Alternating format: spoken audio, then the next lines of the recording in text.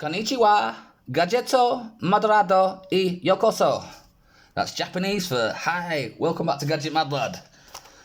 Yeah, I'm trying to do a finger, got it going on. Right, so the battery didn't work out as well as I'd hoped. A bit of a problem. I charged it up and I've either overcharged it or the battery was dud in the first place, but it's buggered, put it that way. So I've had to improvise, and this is what I've come up with. This is my little testing thing for now, because my plan is, once I've got this working, is I'm going to remove the UMD drive and I'm going to mod it essentially and make it so it's a little retro game console thing. It's going to cost me £6 for a replacement one of these from Amazon, but I plan to put this battery inside this compartment here eventually with a bit more tidiness to it, kind of thing. But this is what I've got up to yet. So it's the battery out of the Nearer phone headphones that I tore down. And it's just wired to the board on the inside, and this is the one that I said worked, so I'll give you a quick example of what I mean. So I've got to carefully put this in here,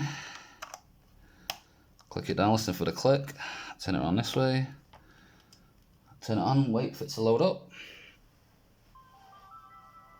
As you can see, we've got access and sign of life. The other one, I get sign of life here with the green, but there's no access on the screen, so considering that one a dud. I've got other plans for it though, so it's not going to totally be like used to scrapping and binned or anything. So let's get that out there. So this is my test battery for the time being. Bit of a sham, but what can I say? Not sham, so I'm looking for a piece of crap, maybe that I think. Right, so on this, basically what I need to do is with this one, I need to remove the front off this and stick it on the front of this one, which will give me a start button back.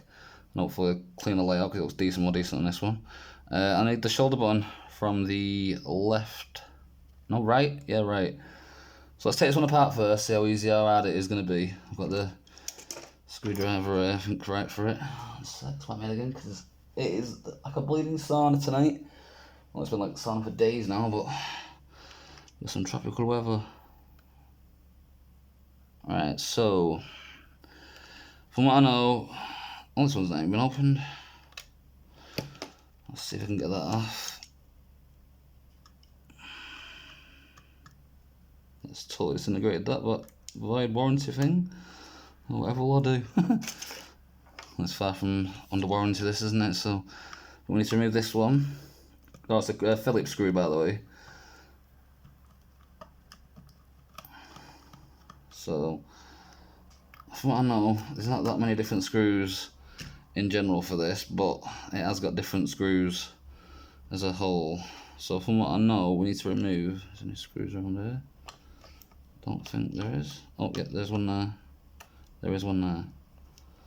So I might as well remove that anyway, because, oh, two there, should I say. I haven't got that. That's totally unbroken, isn't it, that? So I'll remove that there while I'm at it. Because obviously, once it's got the UMD drive and everything removed, it's going to be obvious that it's been tampered with. I'm not bothered, obviously. I love modding stuff, me, so I don't think this is going to leave my collection. I need that bleeding thing up, that is. That is not what will come up. Oh, where are you, bugger? See if you're any better. Yeah, bring in the big boys. So I think what we need to do, I've just removed that screw, haven't I? So I'll have to remove it on that one. So let's see what we can do. Bloody hell, seriously warm.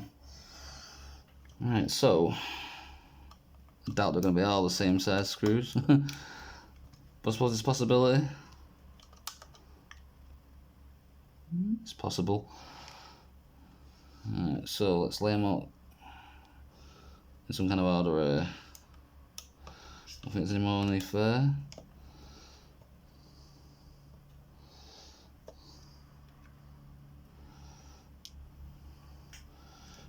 Don't know if I need to remove them or not.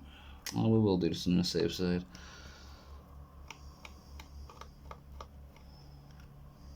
Yeah, it's the little one.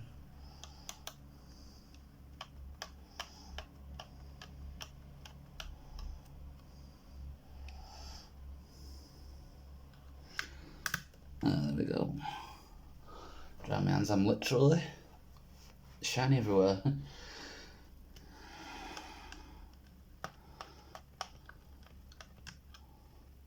Obviously the magnet won't cling on to you, will it, you bugger? I'll just come loose. And don't.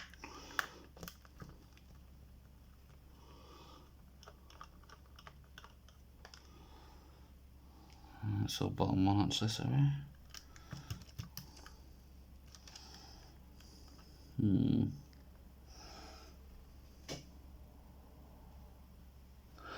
Can't quite see down the hole.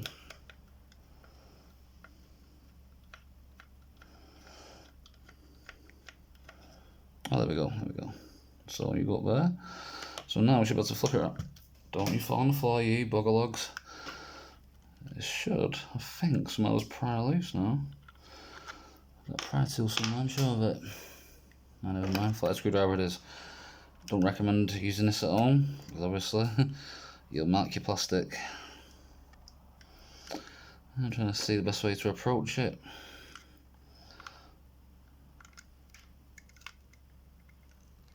Yeah, it seems to be lifting. Oh, there we go. There you go, easy peasy. That was well easy. Right, so start select everything's in there. So that's all I really need from that. So I'll move that to the side. I don't want to bore you to death to see me put that back together again.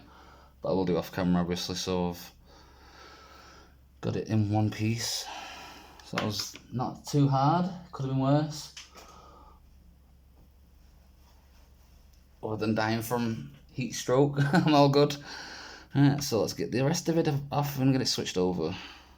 Right, so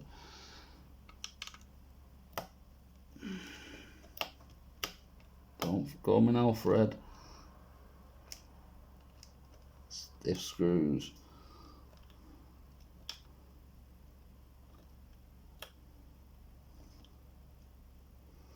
Come on.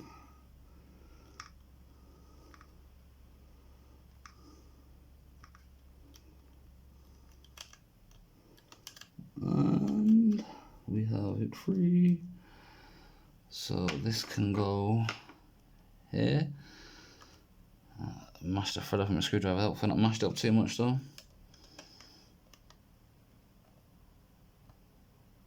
Because it's quite a smooth surface to handle the screwdriver, and it's very hot tonight. I'm having a bit of trouble gripping hold of it, but all you can really do is so let's move you up a little bit. Move you to there. Same with you, move you up.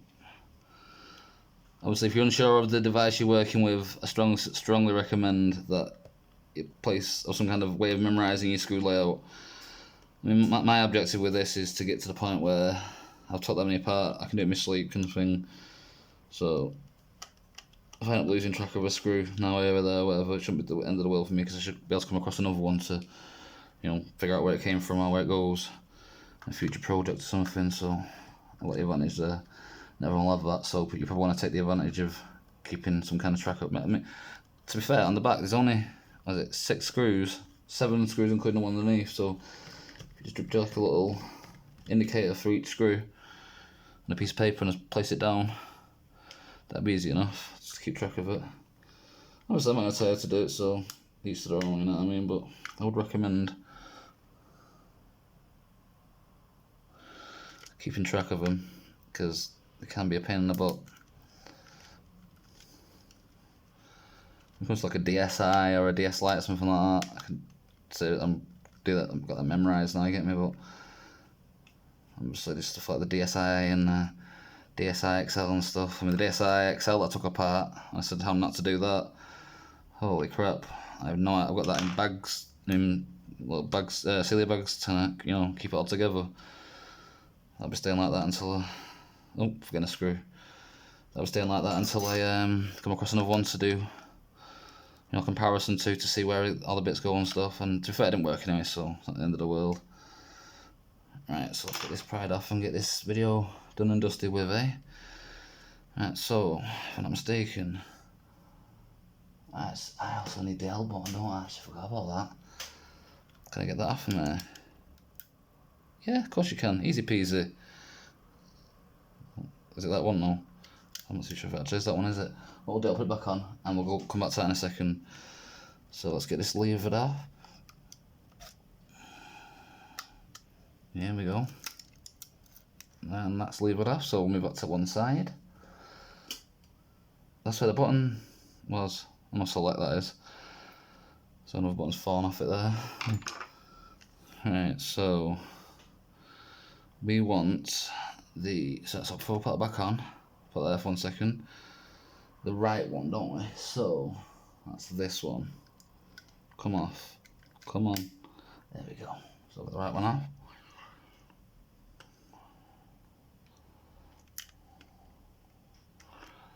Can I just fit you back in place? Is that how it works?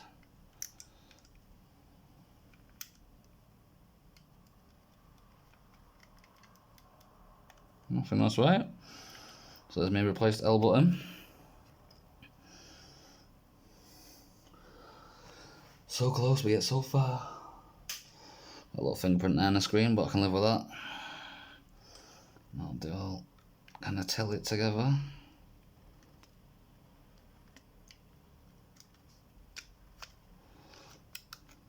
Hopefully it should all slot together nicely. Snug as a bug in a rug. I'll do first of all, I will put the silver one back in the centre there. So someone try forcing that. I have to strip some other parts off the other one as well. Oh God, get off, stick it to a bleeding finger. Oh bugger. There we go. So fingers crossed it'll go in now.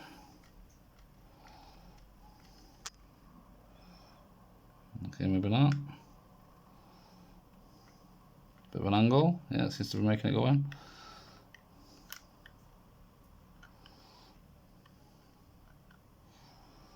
So that's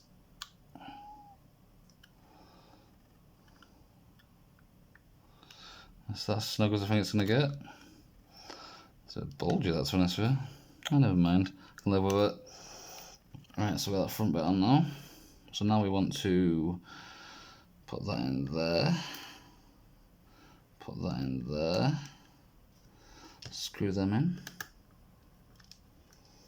Give me a second. I should have actually got a game or something really to check it out with, but I know that was something I can mess about. I think you can go through the menu or something, can't you? Something left and right, so. And obviously the start button should give me some kind of option. Right, so get you in there. Get you. These are tiny ass little screws. Yeah, so the reason there was I said I'd have the video up straight away afterwards, it was because I came from Mazda, the battery wasn't fully charged yet, so I waited like an hour or something for the battery to be fully juiced, and to check it, and lo and behold, there was no sign of life. And obviously without sign of life, there was no point in me doing this, because, I mean, it could just be a dud PSP for all you know watching, you get me, so I figured I'd at least have to show some signs of life with it. So that's why I did the little kind of rectification off camera, and that's how I got there, obviously. Give me myself up, wipe the brow and all. Get me little makeshift charger thing, battery pack thing. So stick you in there like so, and let's give it a click. It clicked. Now we can turn it around this way, and we should have a fully working PSP, minus the battery. But my plan is, I'm going to keep the battery like this until I've got a couple of games that I want to copy to a memory card. Once I've done that, I can put custom firmware and stuff on essentially, and I won't really need the UMD drive at that point. So my plan will be to remove the UMD drive and stick that battery inside this compartment and have it all as one. And it'll look nice and tidy then as well, so enough chitter chatter. Did it work? We've got signs of life, so that's good. I didn't kill it too much.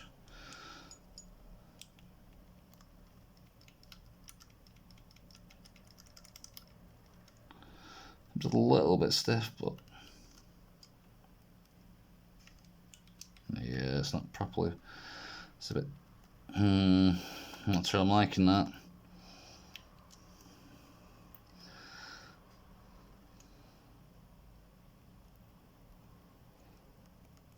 Okay. Yeah, the start button isn't working properly either.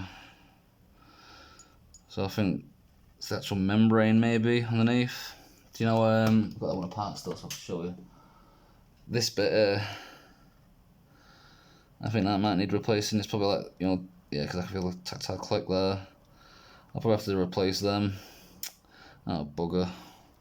So no, it hasn't worked. So mission unsuccessful. Not if I want to try and no. I mean, it's still working other than that. What I'll do, I'll get everything prepared for it. And we'll do another revisit video with this in maybe a week or something. And I'll modify it as much as I can modify it. Give it a micro USB port as well, hopefully for the battery pack itself. Whatever else I can think of, we'll come up to something. Thanks for watching. I'm sorry for it being a failed video. Well, kind of failure, but not the worst. The autofocus is terrible. Holy hell. Sorry it's been like for the entire video. I wasn't actually paying attention. Thanks for watching. I'll see you next time. Bye bye.